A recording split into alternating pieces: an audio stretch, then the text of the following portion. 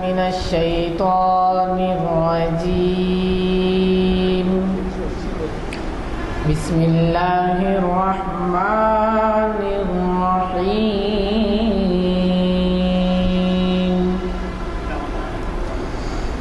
إن الذين فرقوا دينهم وكانوا شيعا لست منهم. إن الذين فرقوا دينهم وكانوا شيعا لست منهم في شيء. إنما أمر الله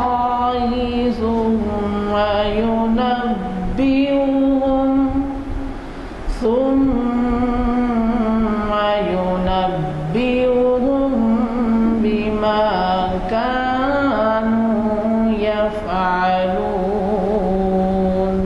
صدق الله العظيم. السلام علیکم.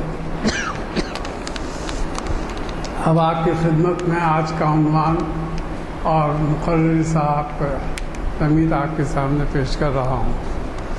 آپ حضرات ڈاکٹر عقیل ہاشمی صاحب سے بخوبی واقف ہیں. موضوع خود کے تجویز کردہ عنوان اسلامی سپہ سالار تاریخ ابن زیاد پر روشنی ڈال رہے ہیں. ہماری آج کی یہ محفل تاریخ اسلام کی 601 نشست بروز ہفتہ 21 جون 2013 عیسوی مطابق 21 رجب 1434 ہجری جامع مسجد گن فاؤنڈری کے کانفرنس ہال میں بعد نماز عصر منعقد ہو رہی ہے. حافظ و قاری عرفان احمد صاحب کے خوش الحن خیرت سے آغاز ہوا.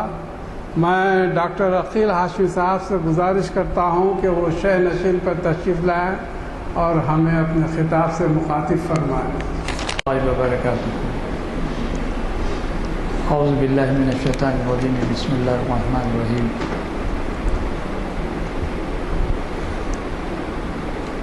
ان اللہ وملائکتہ یصلون علی النبی یا ایھا الذین آمنوا صلوا علیہ وسلموا تسلیما.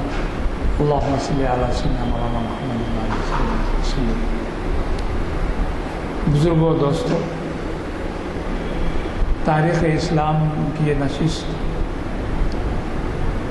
عنوان کے اعتبار سے جیسے کہ آپ نے سماعت کیا، اسلامی سپہ سالار طارق ابن زیاد سے متعلق ہے. سچ بات تو یہ ہے کہ اسلام میں جنگ و جدال کا جو معاملہ ہے، معرکہ آرائی کا جو سلسلہ ہے اور حق و باطل کی جو لڑائی ہے،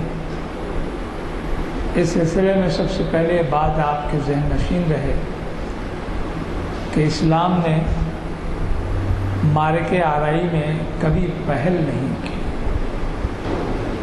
کبھی اس کو اولیت نہیں دی اور نہ ہی حملہ آور کی صورت سے یہ سامنے آئے. اسلام رسول اکرم صلی اللہ علیہ وسلم داعی اسلام ہے، نبی آخر الزماں ہیں، رحمت للعالمین ہے، محبوب رب العالمین ہے. قیامت تک آپ کی ہدایت اور آپ کا اسوہ مبارکہ ہمارے لیے مشعل راہ ہے. آپ کی زندگی کا کوئی ایسا پہلو نہیں ہے جس پر یہ خیال گزرے کہ شاید یہاں نعوذ باللہ من ذالک کسی طرح کی کمی یا کسی طرح کا نقص اور کسی طرح کی یہ احساس ہم کو دلائے کہ یہاں اگر ایسا ہوتا تو شاید کچھ اور بات ہوتی. یہ ایمانی حرارت اور ایخانی حلاوت کا ایک نتیجہ ہے کہ رسالت مآب صلی اللہ علیہ وسلم کی حیات طیبہ کا کوئی گوشہ، کوئی پہلو، کوئی زاویہ ایسا نہیں ہے جو ہمارے لیے مشعل راہ نہ ہو. خصوصاً اب جب جنگ و جدال کی بات آتی ہے، معرکہ آرائی کی بات آتی ہے، جنگوں کی بات آتی ہے، سپہ سالار کی جب بات آتی ہے تو یہ ذہن نشین رکھیے کہ سب سے بڑے سپہ سالار یا سپہ سالار اعظم تو خود رسول اکرم صلی اللہ علیہ وسلم کی ذات اقدس ہے۔ وہ ایسے کہ جب مکے کی 13 سالہ زندگی جو غم و آلام، دکھ و درد میں گزری، خاموشی سے گزری، کسی قسم کی پیش رفت نہ کی گئی ہو، لیکن جب ہجرت آپ نے فرمائی تو ہجرت کے بعد ہی اسلامی سلطنت کا ایک ایسا خاکہ ہمارے سامنے آیا کہ جس کے بارے میں کوئی دو رائے نہیں ہے کہ اسلام نے صحیح معنی میں وہ وسعت، وہ حرمت، وہ عظمت اور وہ رفعت پائی کہ جس کا کہ پروردگار نے جنگ بدر کی صورت سے ہمارے سامنے ایک نقشہ، ایک مارے کا سامنے لایا۔ رسول اکرم صلی اللہ علیہ وسلم نے جنگ بدر کے بعد جنگ احد اور پھر آپ کی حیات طیبہ میں کئی غزوات ہوئے۔ یہاں یہ بات آپ کے ذہن میں آپ کے سامنے وضاحت کر دوں کہ غزوہ اس کو کہتے ہیں کہ جس میں رسول اکرم صلی اللہ علیہ وسلم بذات خود نفس نفیس آپ نے شرکت فرمائی ہے، اور جس لڑائی میں یا جس مہم میں یا جس معرکہ آرائی میں آپ تشریف فرما نہ ہوں، بلکہ صحابہ اکرام سے کسی کو آپ نے سپہ سالار بنایا، کسی کو اور خدمتیں بھی دی، اور مہم کو سر کرنے کے لیے آپ نے روانہ کیا، اس کو سریہ کہتے ہیں۔ غزوہ وہ جس میں کہ رسول اکرم صلی اللہ علیہ وسلم تشریف فرما ہیں اور بذات خود مارکہ آرا ہیں، ہدایت دے رہے ہیں، حکمت عملی کا ایک غیر معمولی طور پر مظاہرہ فرما رہے ہیں، وہ غزوہ ہے۔ اور سریہ اس کو کہیں گے کہ جس میں آپ نے شرکت نہیں فرمائی اور سپہ سالار کی صورت سے، افواج کی صورت سے، سپاہیوں کے ذریعے سے، مجاہدین کی صورت سے آپ نے لشکر کو روانہ کیا، وہ مہم سر کر کے واپس ہوا، مال غنیمت ہوا، تقسیم عمل میں آئی، اور پھر دوسرا معاملہ آیا۔ تاریخی اعتبار سے ایسے کئی سریات ہیں اور مہمات ہیں اور غزوات ہیں۔ تفصیلات میں اس لیے میں نہیں جاؤں گا کہ تاریخ ہم کو اس بات کی قدم بقدم وضاحت کرتی ہے کہ رسول اکرم صلی اللہ علیہ وسلم کے بعد خلفائے راشدین کے زمانے میں بھی ایسی معرکہ آرائیاں ہوئیں۔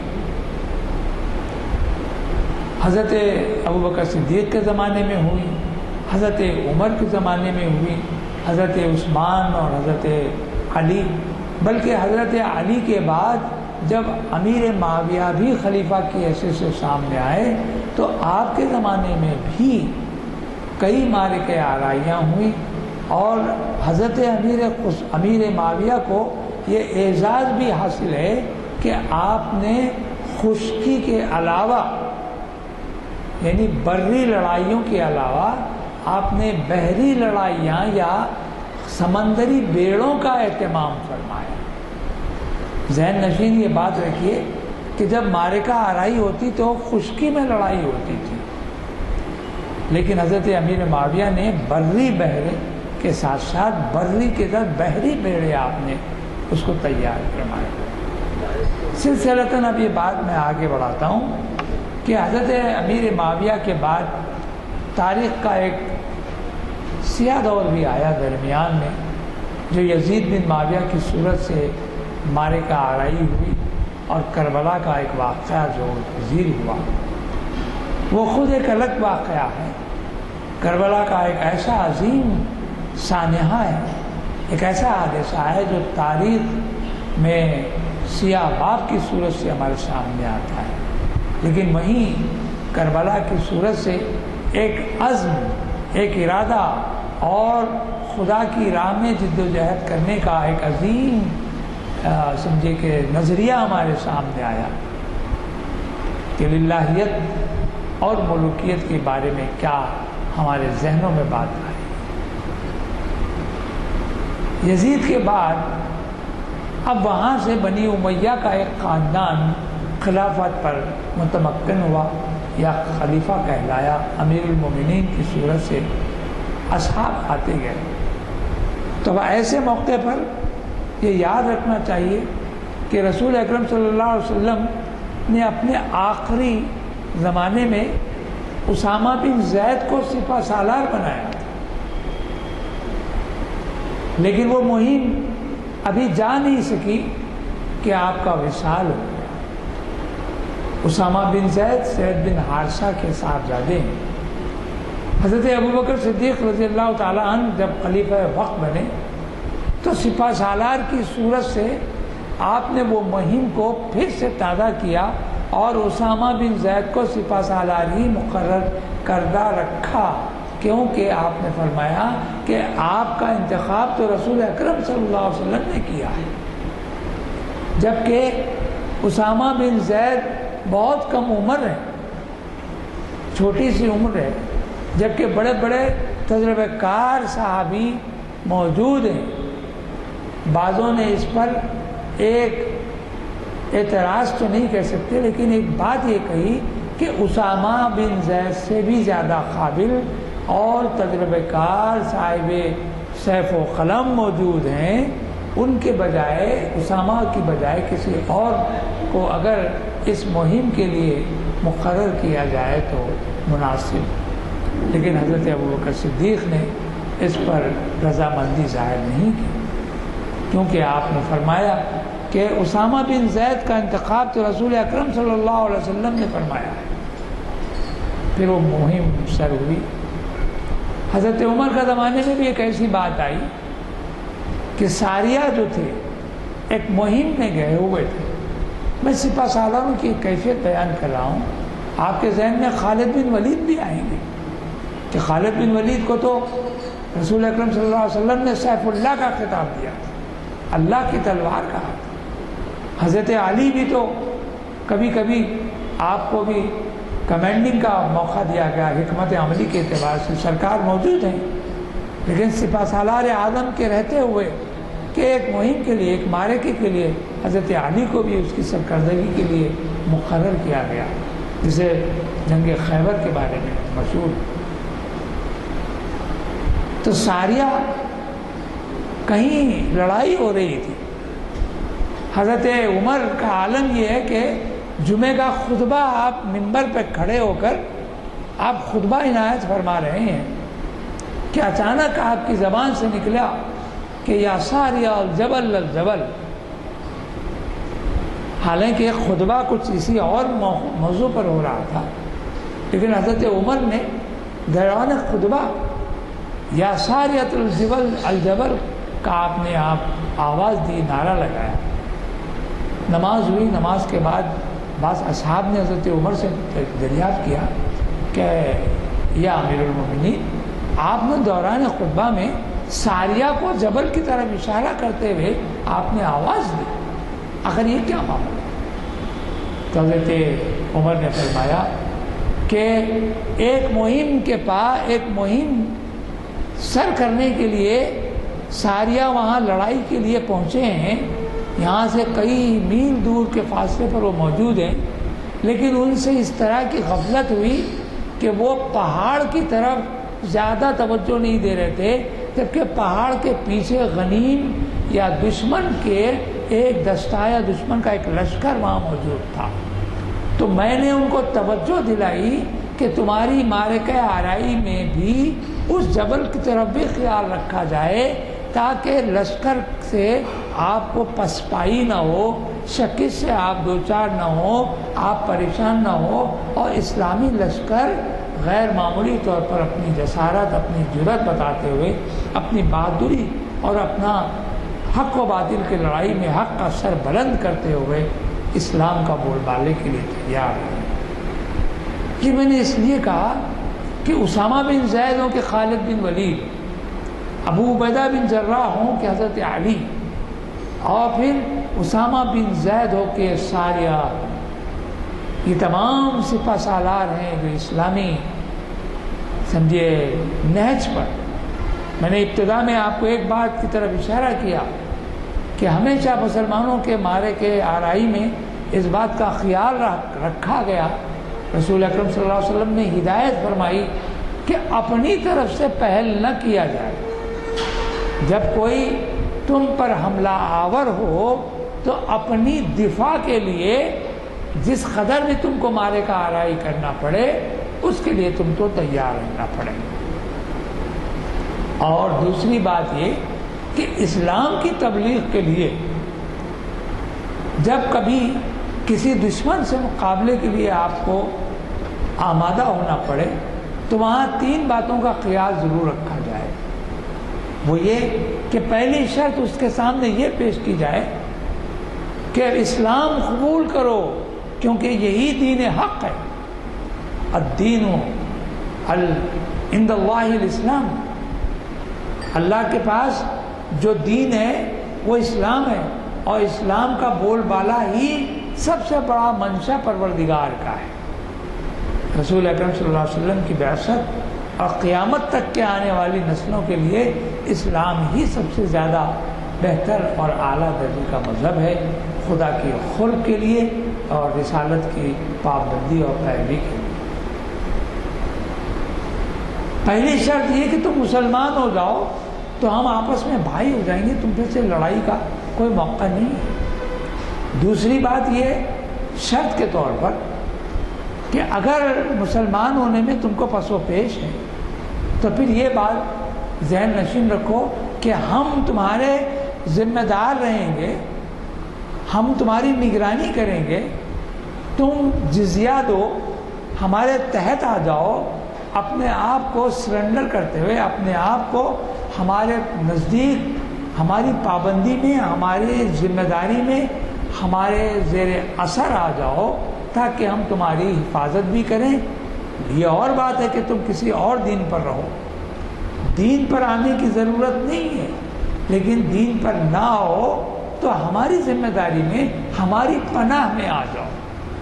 دوسری بات، اور اگر یہ ممکن نہیں ہے دونوں باتیں تو پھر تمہارا اور ہمارا مقابلہ ہوگا، اور جس میں جو بچے گا وہ ظاہر ہے وہ سرفراز ہوگا، وہی حاکم ہوگا، وہی صاحب اقتدار ہوگا اور اسی کی حکومت ہوگی. یہی باتیں ہمارے پاس آج بھی شاید کارگر ہو سکتی ہیں، لیکن اور باتیں ہیں کہ مصالحت اور حکمت عملی اور مختلف چیزیں ہمیشہ کام میں آتی رہی.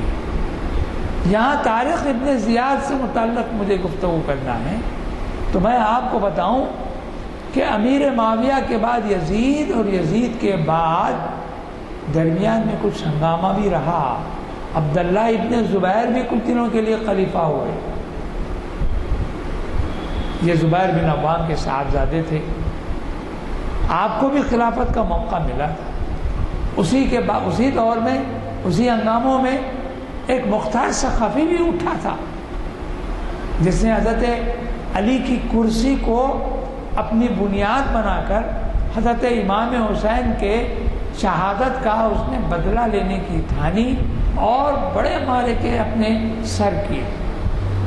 لیکن جب ہر چیز کی زیادتی ہو جاتی ہے تو وہ نقصان دہ بھی ہو جاتی ہے. ایک مرحلہ یہ ہوا کہ مختار نے اعلان کر دیا کہ حضرت علی نے مجھے اپنا نائب اور اپنا قائم مقام بنا دیا ہے. ظاہر اس کی خرابی آئی.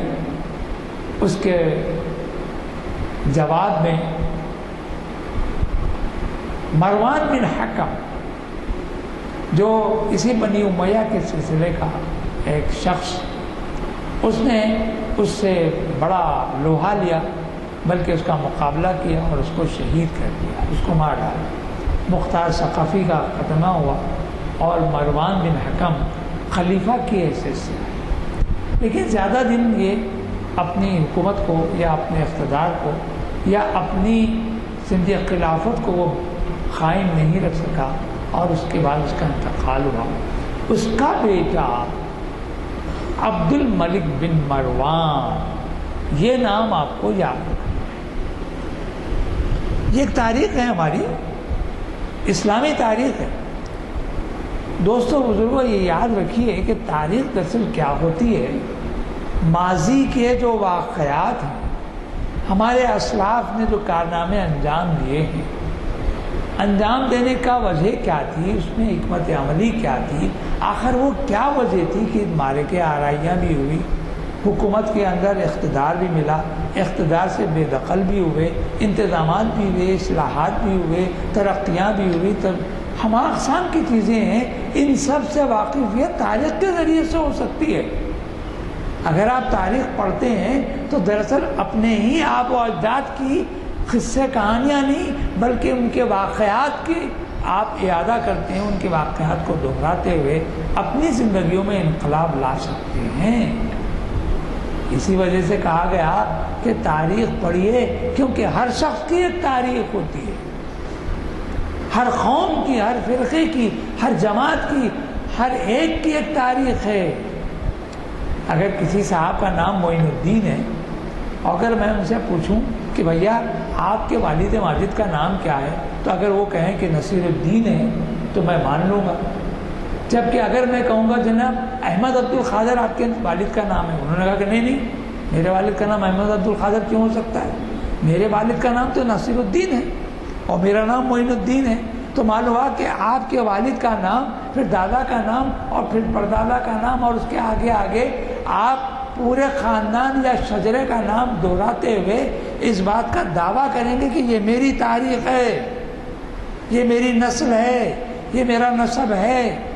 کسی اور کا نام آپ شامل کر لیتے ہیں تو آپ اس کو گوارا نہیں کرتے اور بڑے فخر کے ساتھ یہ کہیں گے کہ بھی میرے دادا نے یہ کارنامے انجام دیے اور میرے دادا نے یہ کام کیا۔ اگر کسی اور دادا کے کارناموں کو آپ کے دادا کے نام کارناموں سے اگر میں منسوب کر دوں تو شاید آپ دل میں خوش تو ہوں گے، لیکن اس کو عملاً آپ راضی برضا نہیں رہے۔ کہنے کا مقصد یہ ہے کہ ہر شخص کی ایک تاریخ ہے اور اس تاریخ سے واقفیت آپ کا فرض ہے۔ اگر آپ اپنی تاریخ سے واقف ہونا چاہتے ہیں تو پھر اپنے اسلاف کی بھی تاریخ پڑھیے کہ بھی ہمارے اسلاف نے کیا کیا کارنامے انجام دیے۔ تاریخ میں جہاں یہ لڑائی جھگڑے یا معرکے آرائیوں کی باتیں ہوتی ہیں، وہاں شخصیات سے بھی باتیں ہوتی ہیں، شخصیات کے بھی کارنامے آپ کے سامنے آتے ہیں۔ تو یہاں بھی شخصیت کا کارنامہ آپ کے سامنے عرض کرنے کی ضرورت کر رہا ہوں۔ عبد الملک بن مروان جیسے خلیفہ ہوا، اس نے محسوس کیا کہ ہر طرف ہنگامے ضرور ہیں، لیکن اپنی طاقت اور اپنی حکمرانی کو جمانے کے لیے اس نے معرکے آرائیاں بھی شروع کر دی اور بڑے بڑے معرکے کے لیے بڑے بڑے سپہ سالاروں کو مقرر کر دیا۔ اس میں دو نام آپ کو یاد رکھنے پڑیں گے۔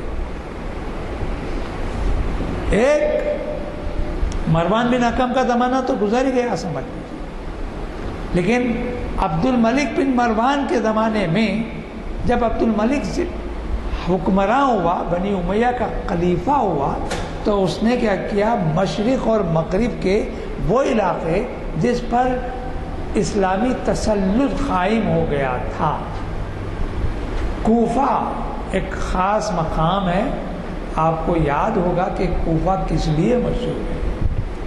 کوفہ وہی مقام ہے جہاں عمر ابن زیاد نے، دیکھیے میں ایک نام بول رہا ہوں، طارق ابن زیاد بھی یاد رکھیے، کہیں عمر ابن زیاد کو ملا دیں گے۔ طارق ابن زیاد ایک بعد آنے والا ہے، عمر ابن زیاد وہ شخص ہے جو امام حسین کا راستہ روکنے کے لیے پہنچا تھا، اور کوفے کا گورنر حجاج ابن یوسف تھا۔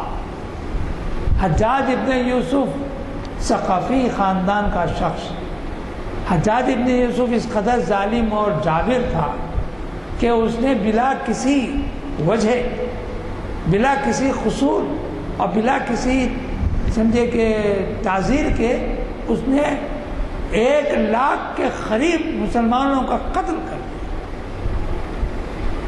اس میں بڑے بڑے سید علماء، جس میں تابعین، تبع تابعین موجود ہیں، بلکہ بعض روایتوں میں کہ 1-2-4 صحابی بھی آپ کے کہ اس کے ظلم سے نہیں بچ سکے، حجاج ابن یوسف۔ لیکن وہی حجاج ابن یوسف ہے کہ جس کا داماد محمد بن قاسم سندھ پر آ کر حملہ کرتا ہے، حملہ کرتا ہے نہیں بلکہ مدافعت میں حملہ کرتا ہے۔ وہ ایک الگ سی داستان ہے۔ میں نے محمد بن قاسم پر شاید اس سے پہلے اپنے خطاب میں بتایا تھا کہ محمد بن قاسم سندھ میں کیوں آیا تھا۔ مختصر لفظوں میں آپ کو بتا دوں کہ سندھ کے لوگوں نے وہاں کے قزاقوں کی شکایت کی تھی عرب کے حاکم سے، حجاج سے۔ حجاج نے ان کی سمجھے کہ آہ و بکا سنی، ان کی شکایت پر اپنا اثر استعمال کرتے ہوئے اس نے حجاج ابن یوسف نے اپنے بھتیجے اور داماد محمد بن قاسم کو سندھ کی طرف بھیجا، اور سندھ آ کر محمد بن قاسم نے یہاں ان تمام ہنگاموں کو فروغ کیا اور قریب 4 سال تک سندھ میں قیام کیا، اور سندھ سے لے کر قریب کشمیر تک کے علاقے کو اس نے امن کے ذریعے سے اور اسلامی روایات کو زندہ کرتے ہوئے، اسلام کو پھیلاتے ہوئے، زبردستی نہیں بلکہ اپنے اخلاق، رواداری، محبت و مروت کے ذریعے سے، بلکہ جب 4 سال کے بعد خلیفہ سلیمان بن عبد الملک کے کہنے پر جب اس کو بلایا گیا تو سارا سندھ اس کو ودا کرتے ہوئے رو رہا۔ یہ اسلامی کردار تھا محمد بن قاسم کا۔ ایک محمد بن قاسم کا کردار کیا، ایسے ہمارے سپہ سالاروں کی زندگیوں کا آپ مطالعہ کریں گے تو معلوم ہوگا کہ سپہ سالار کہنے کو سپاہی ضرور ہیں، لیکن اخلاق و آداب اور مروت و محبت میں وہ ایک اپنی مثال آپ تھی۔ اس کی وجہ یہ کہ وہ دراصل رسول اکرم صلی اللہ علیہ وسلم کی پیروی میں، شریعت کی پابندی میں، اسلام کی پابندی میں اپنے آپ کو ایک مثالی کردار کی صورت سے پیش کرتے تھے۔ وہ مثالی کردار کیا ہے، میں طارق ابن زیاد کے سلسلے میں عرض کروں۔ یہاں میں بتاؤں آپ کو کہ عبد الملک بن مروان نے مشرق کے علاقوں کی ذمہ داری ایک گورنر کی حیثیت سے حجاج ابن یوسف کو مقرر کیا، اور کوفہ اس کا صدر مقام تھا، جبکہ مغرب کے علاقوں میں جو مغربی علاقے تھے، یعنی یورپ کے علاقے تھے، مشرق جو مشرق وسطیٰ کہتے ہیں ہمارے پاس، یہ سعودی عرب و عراق اور عجم مطلب افریقہ کا علاقہ، یمن کا علاقہ، یہ تمام علاقے مشرق کے، ایشیائے کوچک جسے ہم کہتے ہیں تاریخی اور جغرافی اعتبار سے۔ لیکن جب یورپ میں آپ داخل ہوتے ہیں تو آپ کو دیکھیں گے کہ مراکش جسے کہتے ہیں وہ بھی مشرق کے مغرب کی کارنر پر، کونے پر ہے، پھر مصر ہے، یونان ہے، روم ہے، اور خود ایران ہے۔ ہاں یہ بات آپ کے ذہن میں آ جانا چاہیے کہ حضرت عمر کے زمانے میں ایران پر چڑھائی ہوئی تھی، ایران فتح ہوا تھا، بیت المقدس کی فتح بھی ہوئی تھی، تو بیت المقدس تو یروشلم میں ہے، اور مغرب کا علاقہ یورپ کا علاقہ ہے۔ تو ایسے یورپ کے علاقے پر حجاج ابن یوسف کی طرح موسیٰ بن نصیر کو اس نے گورنر مقرر کیا۔ 2 نام آپ کے ذہن میں ہوں گے، ایک حجاج ابن یوسف ہے جو مشرق میں گورنر کی حیثیت ہے اور تمام مشرقی علاقوں کا ذمہ دار ہے، اور مغربی علاقے میں موسیٰ بن نصیر ہے، اور موسیٰ بن نصیر ایسا بہادر، ایسا حکمت رکھنے والا شخص ہے کہ جس نے عبد الملک بن مروان اور اس کے بعد ولید بن عبد الملک کے زمانے میں اپنے اقتدار کے ساتھ، اپنی گورنری کے ساتھ اسلام میں اور وسعت پیدا کرتا چلا گیا۔ تو ولید بن عبد الملک کے زمانے میں یہ جو کیفیت پیدا ہوئی، اب یہاں آپ کے ذہن میں جیسا کہ ابھی میں نے محمد بن قاسم کا نام لیا، جو حجاج ابن یوسف کا بھتیجا بھی ہے اور داماد بھی ہے، اس نے سندھ کے علاقے یعنی مغرب، مشرق کا علاقہ، ہندوستان کا بھی مشرق کا علاقہ ہے۔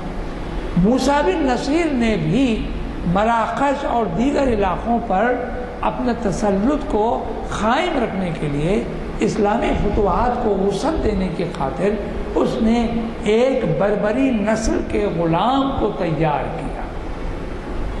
کئی قومیں ہیں، بربر بھی ایک قوم ہے، قبیلہ ہے، اور بڑا جنگجو قبیلہ ہے۔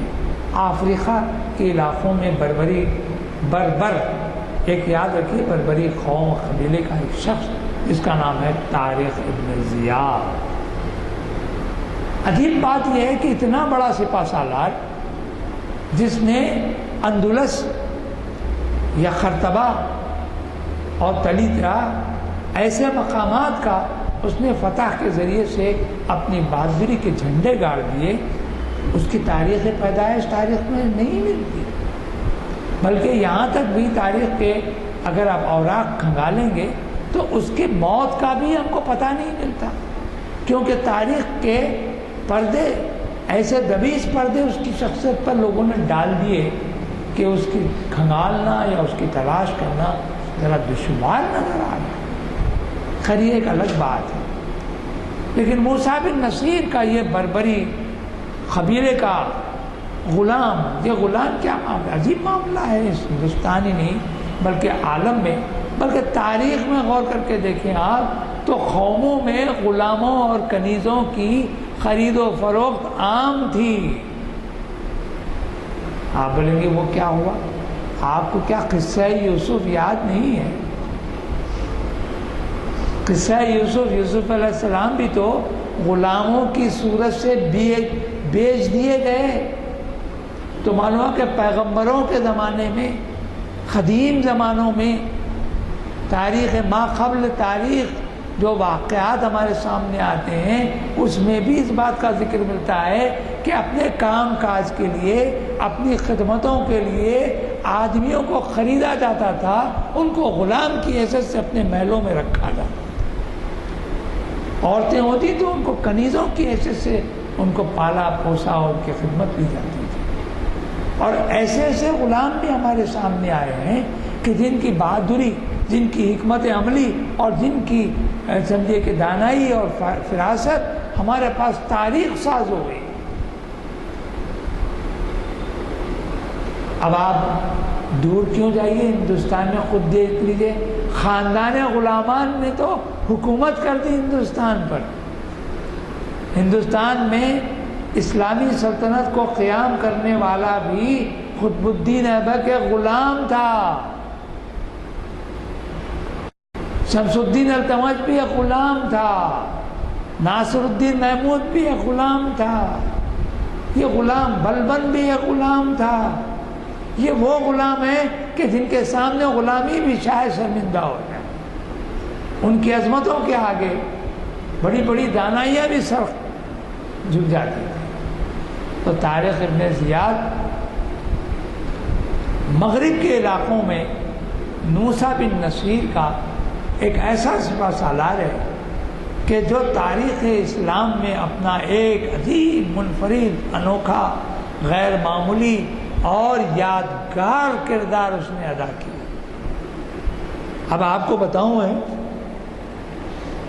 کہ مہمات تو ہوتی رہتی ہیں، جب مہم ہوتی ہے تو سپہ سالار کا ایک کام ہوتا ہے کہ وہ فوج کی سب بندی کرتے ہیں۔ دیکھیے فوج کی سب بندی کا جو مسئلہ ہے اس کی صحیح پیش رفت یا اس کا آغاز خود رسول اکرم صلی اللہ علیہ وسلم نے فرمایا ہے۔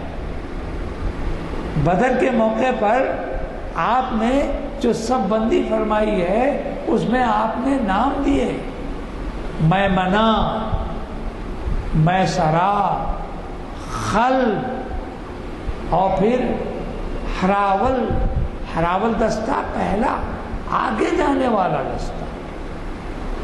میمن یمین کہتے ہیں سیدھے ہاتھ کو، یسار کہتے ہیں بائیں ہاتھ کو۔ سیدھی جانب جو لشکر آپ نے رکھا وہ میمنہ کہنا ہے، بائیں جانب جو کہا کہ وہ میسرہ کہنا ہے، اور سامنے والا لشکر ہلاول کہہ رہا ہے۔ اور ان تینوں کے درمیان ایک قلب کی کیفیت آئی کہ بیچ میں، اور پھر اس کے بعد پشت پر لشکر کا ایک جرار لشکر چلا۔ تو سپہ سالار عام طور پر قلب پر رہتا تھا. ذرا غور کر لیجیے، قلب بھی بڑی اہم چیز ہے. خود انسانی جسم میں بھی آپ غور کر کے دیکھیں تو قلب کی اہمیت آپ کو معلوم ہو جائے گی. قلب کہاں ہے؟ آپ کے شکم میں نہیں ہے، آپ کے سر پر نہیں ہے، آپ کے سینے میں ہے قلب، اور پوری باڈی کو یا پورے جسم کو کنٹرول کیے ہوئے. آپ کی صحت کا پورا دار و مدار قلب پر ہے، قلب کی رفتار پر ہے، قلب کی کیفیت پر ہے، قلب کی حرکت پر ہے. خدا نہ خواستہ قلب حرکت کرنا بھول جائے تو کیا ہوگا؟ کچھ اندازہ کر لیجیے کہ اگر قلب نے حرکت کرنا بھلا دیا یا بھول جائے تو ہماری زندگی کا خاتمہ ہوتا ہے. اسی وجہ سے قلب پر حملہ جب ہوتا ہے تو لشکر تتر بتر ہو جاتا ہے، لشکر منتشر ہو جاتا ہے. بلکہ قلب میں جو سپہ سالار ہوتا ہے زخمی ہو جائے یا وہ قتل کر دیا جائے یا وہ شہید ہو جائے تو پورے لشکر میں ایک عجیب ہنگامہ بن جاتا ہے اور کمزوری وہیں سے شروع ہوتی ہے. خیر تفصیلات میں نہیں جاؤں گا. یہاں میں آپ کی خدمت میں بتاؤں کہ اقبال نے بڑی مزے سے بات کہی ہے. اسلامی لشکروں کا معاملہ عجیب و غریب ہوتا تھا کہ اقبال نے صاف لفظوں میں ایک شعر کہا ہے کہ دشت تو دشت ہے صحرا بھی نہ چھوڑے ہم نے، اور بحر ظلمات میں دوڑا دیے گھوڑے ہم نے. اب یہ بحر ظلمات اور یہ گھوڑے اور دشت صحرا، تو آپ کو اندازہ ہوگا اگر مہمات اسلامی مہمات پڑھیں گے تو معلوم ہوگا کہ اسلامی لشکر ان مقامات پر پہنچ گیا جہاں پانی نہیں تھا، جہاں ریتیلے ریگستانوں کا ایک عجیب طویل سلسلہ چل پڑا. اور جب لشکر کا معاملہ آیا، دریاؤں کی بات ہوئی، تو دریاؤں میں بھی وہ ہمارے لشکر نے کشتوں کے پشتے لگا دیے، مطلب یہ کہ پیدل پر. تو اندازہ کیجیے کہ طارق ابن زیاد نے آخر ایسا کیا کارنامہ انجام دیا.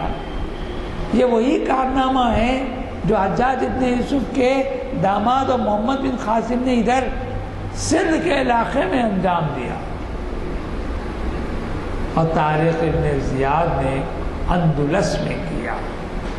اندلس ایک قدیم نام ہے اسپین کا. اسپین آج بھی یورپ کا وہ علاقہ ہے جہاں خرطبہ کی مسجد ہے. خرطبہ کی وہ مسجد، الحمرا کا وہ محل جس کو کہ بنی امیہ کے ایک شہزادے عبد الرحمن الداخل نے بنایا تھا، وہ اتنا عالی شان محل اور وہ اتنی عظیم الشان مسجد کہ جس کے بارے میں اقبال خود مسجد خرطبہ پہنچ کر وہاں برسوں بعد انہوں نے وہاں 2 رکعت نماز پڑھی اور پھر اپنی مارکۃ العرا نظم مسجد خرطبہ لکھی جو اسلامی عروج و زوال کی ایک داستان بیان کرتی ہے. یہ وہ خرطبہ کا علاقہ اندلس سے پہلے کا علاقہ ہے. یہ علاقوں کو فتح کرنے کا کارنامہ بھی طارق ابن زیاد نے انجام دیا. اصل بات یہ ہے کہ اندلس کا حاکم روڈک نام ہے اس کا، جس کو اردو میں یا عربی زبان میں لرزیق کہا گیا. تاریخ میں لرزیق کا نام آیا ہے لیکن انگریزی میں اس کو راڈک. وہ حاکم تھا اور وہاں کا حکمراں ہونے کے ناطے وہ اپنے آپ کو مطلق العنان غیر معمولی طاقتور بنائے ہوئے تھا اور یورپ کے دیگر تمام علاقوں کے جتنے لوگ تھے ان سب کو اپنا مطیع و فرما بردار بنانا چاہتا تھا. اس کے لیے ظاہر ہے حاکم کو ظلم و ستم کرنے کو اپنے پر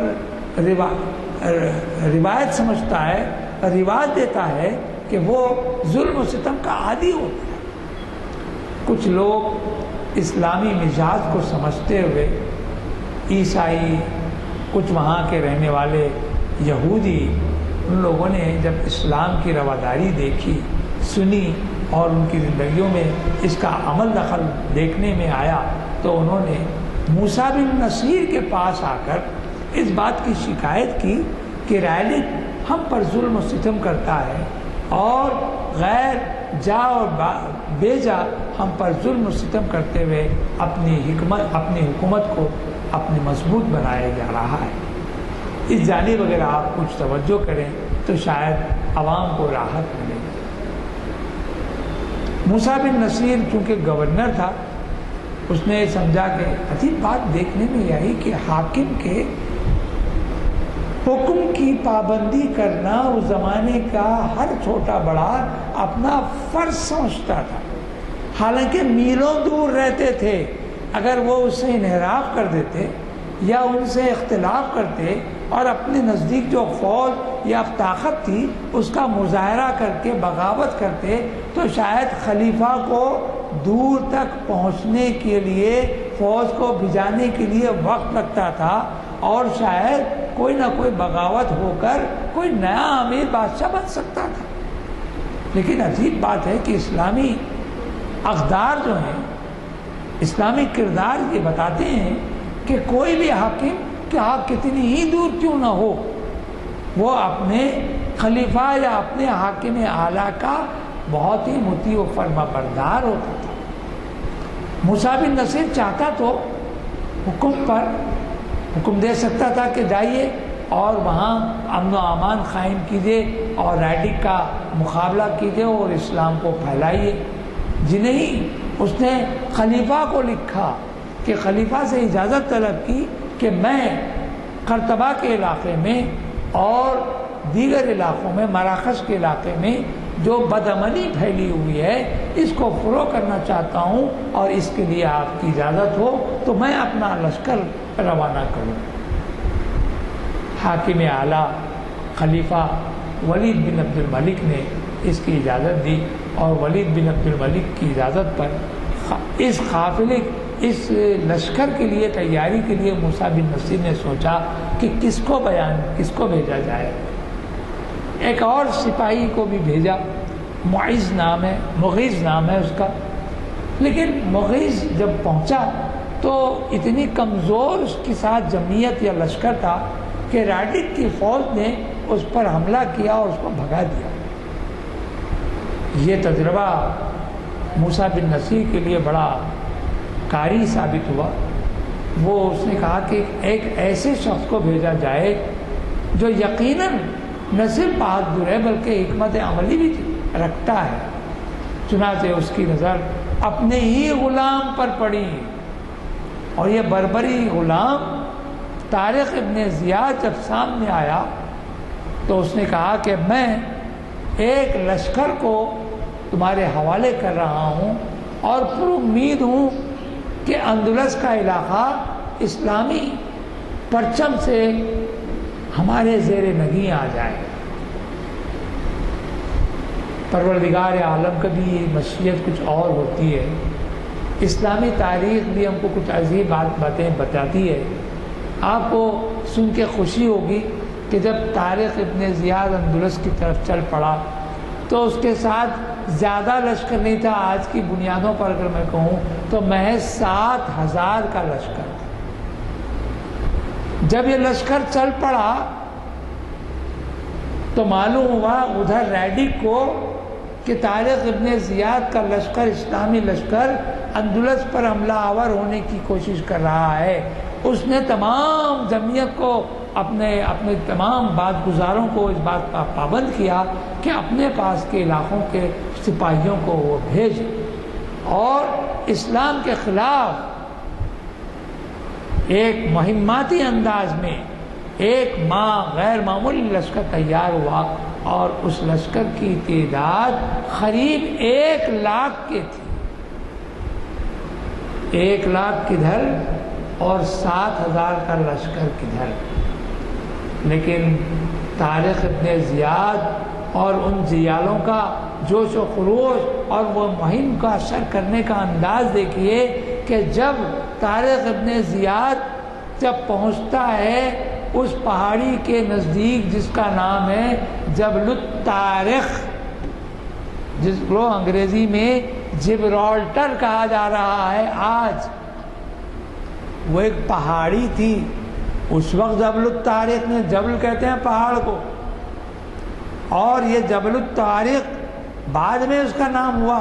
وہ پہاڑی کے نزدیک جب کشتیاں پہنچی تو کشتیوں کی حکمت، اب طارق کی حکمت عملی دیکھیے، اس نے غور کیا کہ 7,000 کا لشکر ہے، 1,00,000 کا غیر معمولی لشکر مقابلے میں ہے، یقیناً ہمارے مسلمان چاہے کتنے ہی بہادر کیوں نہ ہوں ڈر جائیں گے، خوف زدہ ہو جائیں گے، ان پر ہیبت طاری ہو جائے گی، دشمن کی ہیبت طاری ہو جائے گی، تو لڑائی نہیں ہے۔ تو اس نے کہا ایک غیر معمولی تقریر کی، اور تقریر کرنے سے پہلے اس نے اپنے دیگر سپاہیوں کو حکم دیا کہ جو بیڑا پہنچا ہے، جو کشتیاں پہنچی ہیں اس ساحل کے کنارے پر، ان تمام کشتیوں کو آگ لگا دیا جائے، جلا دیا جائے، کشتیاں جلا دیا جائے۔ جب کشتیاں جلنے لگی، سپاہی کنارے پہ ادھر پڑے، تو لوگوں نے بے اختیار پوچھا کہ ہماری کشتیاں جل رہی ہیں۔ سپہ سالار سے انہوں نے احتجاج کیا کہ سپہ سالار، اے طارق یہ بتائیے کہ آخر یہ کشتیاں جب جل گئیں تو ہم کو واپسی کا کیا معاملہ ہے؟ واپسی کا مرحلہ ہمارے سامنے بھی تو ہونا چاہیے کہ اگر غنیم یا دشمن ہمارا زور آور ہو، ہم پر چھا جائے یا ہمیں شکست دے دے، تو ہم کو بھاگنے کے لیے، ہم کو واپس جانے کے لیے کیا صورت ہوگی جبکہ ہماری کشتیاں جل گئی ہیں؟ طارق ابن زیاد نے اس کو جواب دیا کہ مجھے ایسے سپاہیوں کی ضرورت ہے جو زندگی سے زیادہ موت کو اپنے گلے لگانا چاہتے ہیں۔ میں نے تصور مٹا دیا واپسی کا، آج اس سرزمین پر ہم رہیں گے بحیثیت حکمراں کے، یا پھر ہماری خبریں ہی اس زمین پر بننے والی ہیں۔ اس کے بعد اس نے کہا کہ یہ تمام زمین مشرق ہو کے مغرب اللہ کی سرزمین ہے، اور اللہ ہی کا حکم اس پر چلنے والا ہے، اور ہم اس حکم کو سربلندی کے لیے اپنی خدمات پیش کر رہے ہیں، ہم مجاہدہ کر رہے ہیں، ہم جہاد کر رہے ہیں۔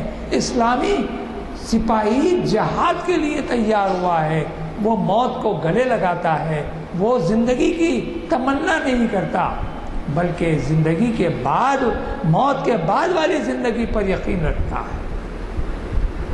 اقبال نے اس سلسلے میں 2 شعر لکھے، فارسی میں اس نے کئی شعر لکھے، میں اردو کے صرف 2 شعر پیش کروں گا۔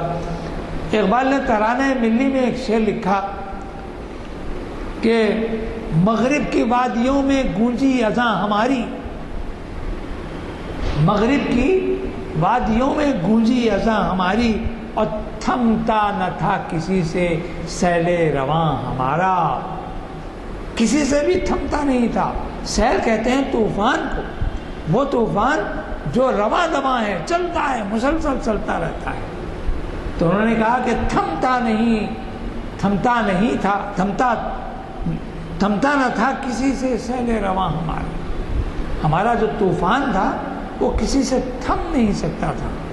اور پھر اس کی طرف اشارہ کرتے ہوئے ایک شعر اور کہا، اے گلستان اندلس وہ دن ہے یاد تجھ کو، تھا تیری وادیوں میں جب آشیاں ہمارا۔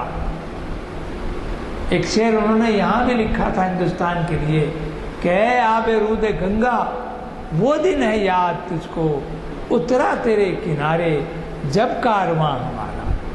یہاں انہوں نے اس طرف اشارہ کیا تھا، وہاں اندلس کی طرف اشارہ کرتے انہوں نے کہا کہ تھا تیری وادیوں میں جب آشیاں ہمارا۔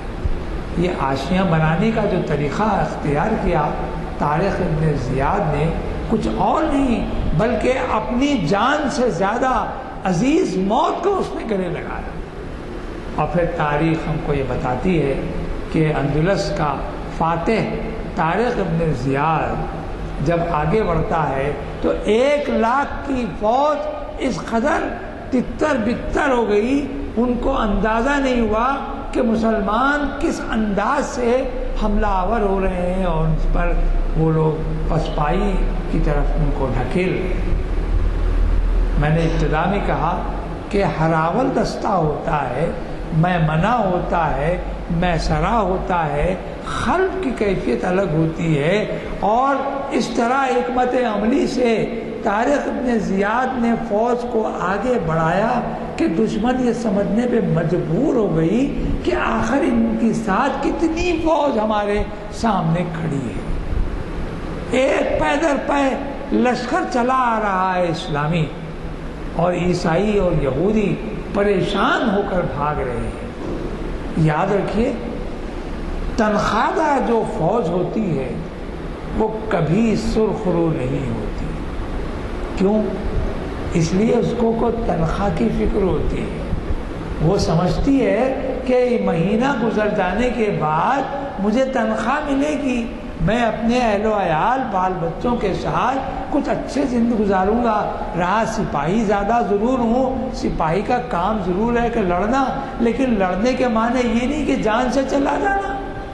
اگر میں زندہ رہوں تو پھر میرے اہل و عیال بھی میرے ساتھ زندہ رہیں گے۔ اسی نتیجے کو ذہن میں رکھ کر جو تنخواہ دار فوج ہوتی ہے وہ کبھی اپنے آپ کو موت سے ہمکنار نہیں کرتی، جبکہ اسلامی سپاہی کا انداز یہ ہوتا ہے، اقبال کی زبان میں کہ کہا، کوئی اندازہ کر سکتا ہے اس کے زور بازو کا، نگاہ مرد مومن میں سے بدل جاتی ہیں تقدیریں۔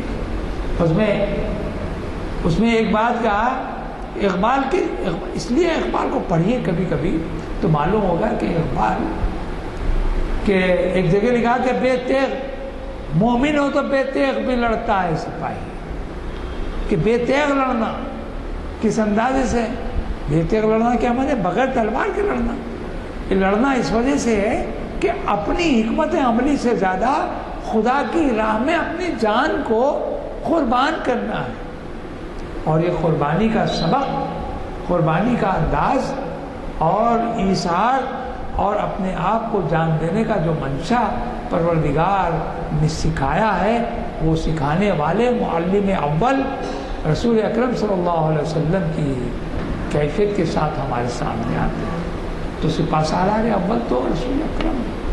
طارق ابن زیاد کی تاریخی اعتبار سے ایک حکمت عملی یہ رہی کہ اس نے شاید تاریخ میں پہلے اور آخری بار شاید اپنی کشتیاں جلا کر اس بات کا اعلان کیا کہ مومن بے تیغ بھی لڑتا ہے، اور مومن کے آگے، مومن کی زندگی مرنے کے بعد کی زندگی پر یقین رکھتا ہے۔ وہ سپاہی ضرور ہے، لیکن ایسا سپاہی ہے جو کسی سے ڈرتا نہیں، کسی کے دست نگر نہیں رہتا۔ یہ وہ حکمت عملی تھی جو کارگر ثابت ہوئی، اور پھر موسیٰ بن نصیر اس کی کمک کو پہنچتا ہے، جو اس کا خود آقا بھی ہے۔ اور موسیٰ بن نصیر کے پہنچنے کے بعد اندلس فتح ہوا، اور اندلس فتح ہونے کے بعد وہ بات میں نے جو محمد بن قاسم کے بارے میں کہی تھی کہ محمد بن قاسم جب سندھ فتح کرتا ہے تو اس نے اعلان کیا کہ اسلام لانے کی چندہ ضرورت نہیں ہے، لیکن اسلام کی جو غیر معمولی روشنی ہے، غیر معمولی اس کے اندر ایمانیات ہے، اس سے اگر کوئی متاثر ہو کر مسلمان ہو جاتا ہے تو ہم اس کے لیے آپ خوش آمدید کہتے ہیں۔ اور سب سے اہم بات یہ کہ جبر اور استبداد نہیں ہے، ظلم نہیں ہے، بلکہ رواداری ہے، اخلاق ہے، اور تو اور جو شخص جس مذہب کا پابند ہے اسی مذہب کے پابندی میں اگر وہ اپنی زندگی گزار سکتا ہے تو اس کو اس بات کی اجازت ہے، لیکن شرط یہ ہے کہ وہ اسلام کا باز گزار ہوگا یا جزیہ دے گا اور اس کی پناہ میں آ جائے گا۔ طارق ابن زیاد نے بھی یہی کیا۔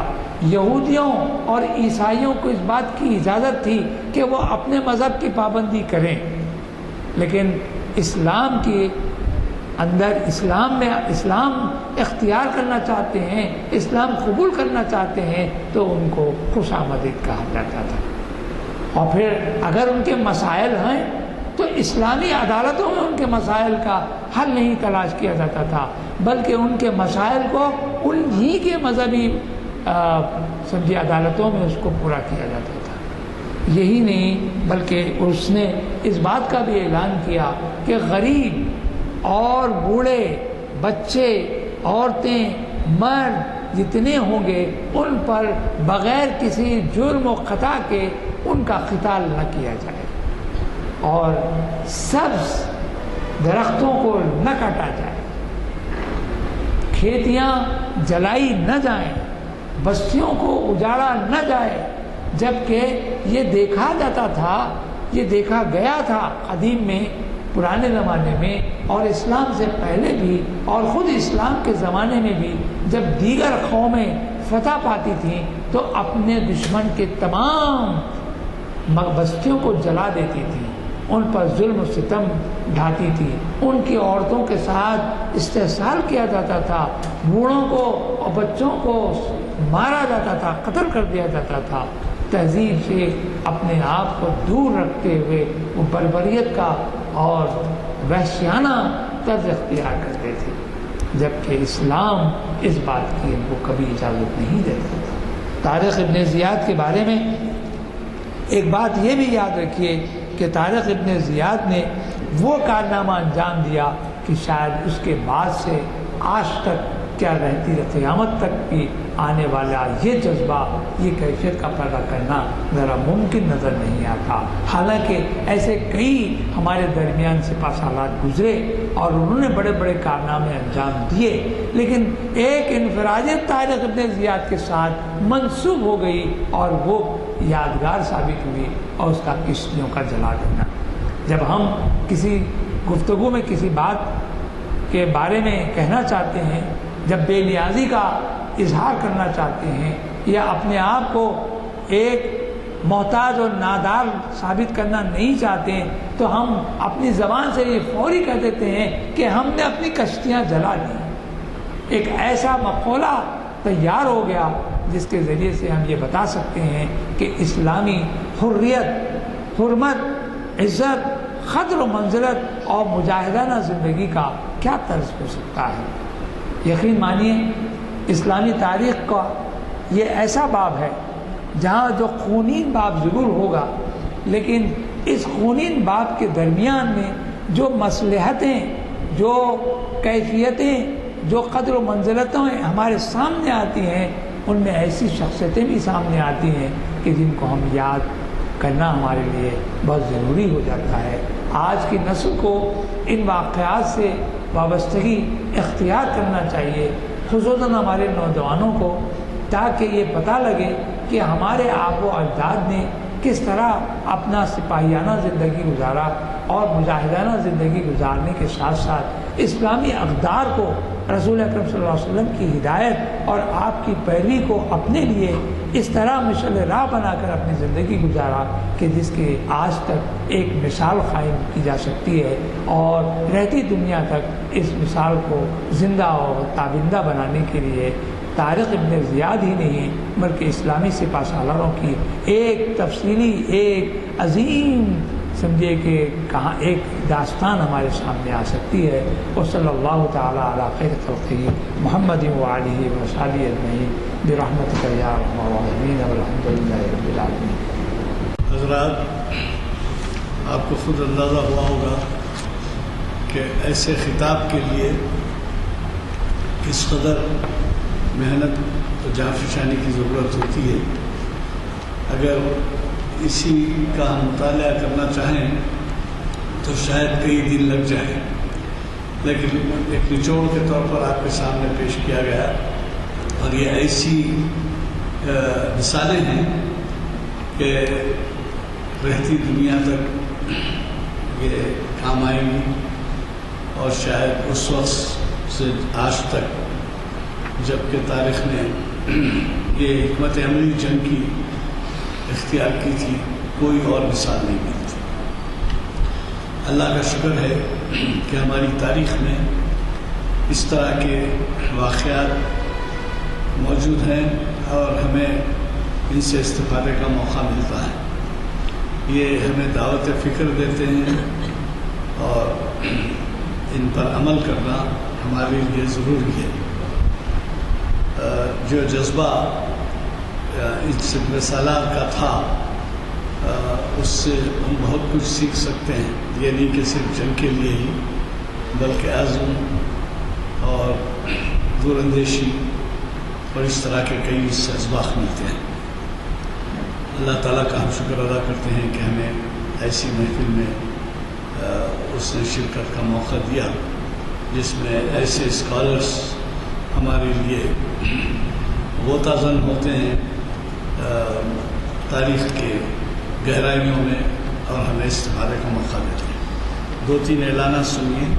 کل صبح پبلک گارڈن میں صبح 7 بجے بڑا اہم لیکچر ہے ڈاکٹر راجیو پال کا، یہ اباؤٹ کریٹیکل کیئر، یعنی ایسے حالات میں جن حالات میں کہ جو آج کل تو بہت زیادہ ہو گئے ہیں، ایکسیڈنٹس بھی ہوتے ہیں اور نوجوانوں کو ہارٹ اٹیکس بھی ہوتے ہیں، جہاں ایمرجنسی کا سوال ہوتا ہے انٹینسیو کیئر یونٹ کے نام سے جو شریک کیا جاتا ہے، تو جو لوگ انچارج ہوتے ہیں لے جاتے ہیں، فیملیز والے ہوتے ہیں اور ڈاکٹرز ہوتے ہیں، اور سب کے بارے میں بتائیں گے وہ کہ وہ کس قدر اہم ہے۔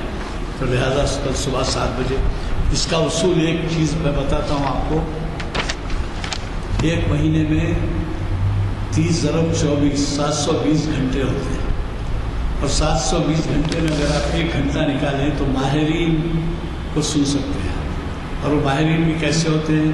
ایلوپیتھی کے، ہومیوپیتھی کے، یونانی کے، آیورویدک کے، اور یوگا کے، اور نیچروپیتھی کے، اینٹی پولوشن کے، ایسے ماہرین، صرف سپر اسپیشلسٹ کو بلایا جاتا ہے، اسپیشلسٹ اس کو نہیں، عام ڈاکٹرس کو نہیں بلاتا۔